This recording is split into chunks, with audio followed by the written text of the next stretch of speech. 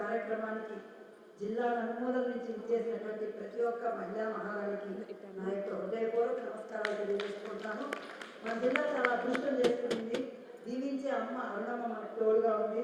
అదేవిధంగా ఉత్సాహంగా మనల్ని నడిపించే పూజమ్మ ఇంకొక పక్క తోడుగా ఉంది.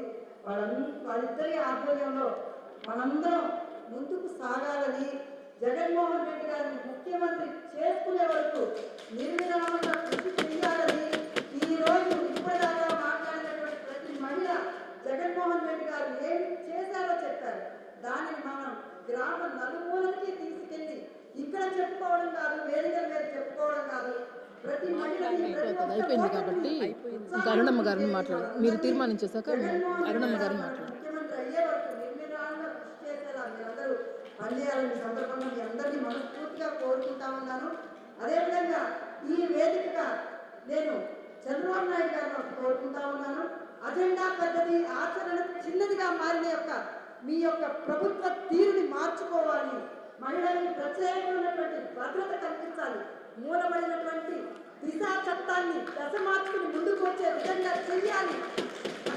ఇది కన్నీరు పెరిగే మీ ప్రభుత్వం కూకటి వేలతో సహా ప్రకటించుకుపోతుంది అని మేమందరం ఈ సందర్భంగా తీర్మానం చేసి మీకు పంపిస్తున్నామని నేను తెలియజేసుకుంటా ఉన్నాను.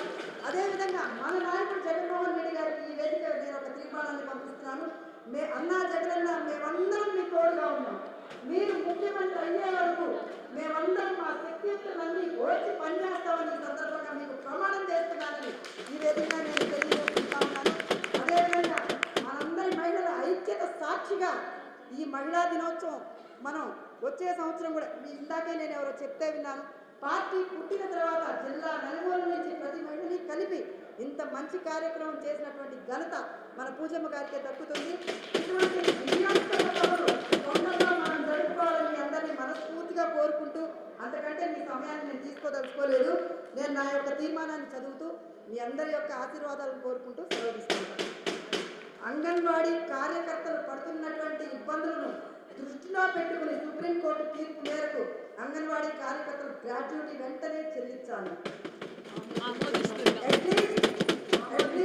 ప్రతి బిడ్డల్ని చూసే అంగన్వాడీలో కూడా న్యాయం చేసేటువంటి ఈ నిరంకుశ ప్రభుత్వ వైఖరి వెంటనే నశించాలని సందర్భంగా నేను కోరుకుంటూ సెలవు.